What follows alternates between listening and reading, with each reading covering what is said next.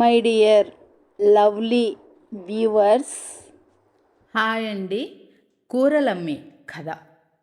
యాది చాలా పేదది. రోజు బుట్టలో కూరగాయలు పెట్టుకొని ఆ బుట్టను నెత్తిన పెట్టుకొని ఇంటింటికి తిరిగి కూరలమ్మి ఆ వచ్చిన డబ్బులతోనే పొట్ట నింపుకోవాలి. మార్కెట్కి వెళ్ళి వంకాయలు, బెండకాయలు, దోసకాయలు, కాకరకాయలు, పాలకూర, తోటకూర, పచ్చిమిర్చి, పుదీనా, కరివేపాకు, కొత్తిమీర కొన్నది. కొన్ని బుట్ట మూత పైభాగాన చక్కగా పేర్చింది. మిగిలిన కూరగాయలు బుట్టలో సర్దింది. ఒక సంచిలో ఆకుకూరలు, కొత్తిమీర, కరివేపాకు, పుదీనా పెట్టుకుంది. సంచి ఓ చేత్తో పట్టుకుంది. బుట్ట నెత్తిన పెట్టుకొని అమ్మడానికి బయలుదేరింది. కూరగాయలు వంకాయలు, బెండకాయలు, దోసకాయలు, కాకరకాయలు, పాలకూర, తోటకూర, పచ్చిమిర్చి, పుదీనా, కరివేపాకు, కొత్తిమీర, తాజా కూరగాయలమ్మా అంటూ వీధిలో అరుస్తోంది. కూరలమ్మి ఇలారా పిలిచిందో అమ్మ. ఆ అమ్మ ఇంటి ముందు బుట్ట దించింది. కూరలన్నీ తాజాగా ఉన్నాయి.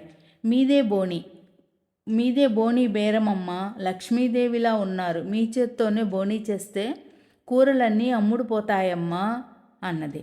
ఆ అమ్మ తనకిష్టమైన కూరలు, కరివేపాకు, కొత్తిమీర తీసుకొని డబ్బులు ఇచ్చింది. యాది ఆ డబ్బులను కళ్ళకద్దుకొని చిన్న డబ్బు సంచిలో వేసుకొని బొడ్లో దోపుకుంది. అక్కడే బుట్టలో ఉన్న మరికొన్ని కూరగాయలు తీసి బుట్ట మూత పైన మళ్ళీ చక్కగా సర్దింది. కూరగాయలు, వంకాయలు, బెండకాయలు మరో అమ్మ పిలిచింది. ఆ అమ్మకు మీదే బోణీ బేరం అంది. కూరగాయలు ఇచ్చింది. ఆ అమ్మను ఏదన్నా పాత చీరుంటే ఇమ్మని అడిగింది. ఆ అమ్మ రేపు వచ్చినప్పుడు ఇస్తాలే అంది. మళ్ళీ బుట్టలోని మరికొన్ని కూరగాయలు తీసి బుట్ట మూత పైన మళ్ళీ చక్కగా సర్దింది. కూరగాయలు, వంకాయలు, బెండకాయలు మరో అమ్మ పిలిచింది. ఆ అమ్మకు మీదే బోణీ బేరం అంటూ కూరగాయలు ఇచ్చింది. అమ్మ నోరెండిపోతా ఉంది, ఆకలేస్తుంది, కాస్త సద్దన్నం ఉంటే పెడతావా అమ్మా అంటూ ఆ అమ్మని అడిగింది. ఆ అమ్మ జాలిపడి కూరలు కొని అప్పుడే చెత్తబుట్టలో పారేద్దామనుకున్న రాత్రి అన్నాన్ని ఒక ప్లాస్టిక్ కవర్లో వేసి కాసింత ఊరగాయ అందులో వేసి ఇస్తూ రాత్రి అన్నమే బాగుందో లేదో చూసుకు తిను అంటూ ఇచ్చింది.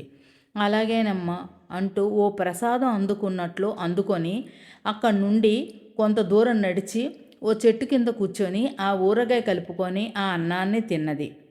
పంచభక్ష పర్వాణాలు తినేవారికి రుచించదు, కానీ కాలే కడుపుకు ఆ చద్దన్నమే పంచభక్ష పర్వాణం. ఇక మళ్ళీ బుట్టలోని కొన్ని కూరగాయలు తీసి బుట్ట మూత పైన మళ్ళీ చక్కగా సర్దింది. కూరగాయలు, వంకాయలు, బెండకాయలు అంటూ తిరుగుతోంది. మరో అమ్మ పిలిచింది. ఆ అమ్మకు మీదే బోణీ బేరం అంటూ కూరగాయలు ఇచ్చింది.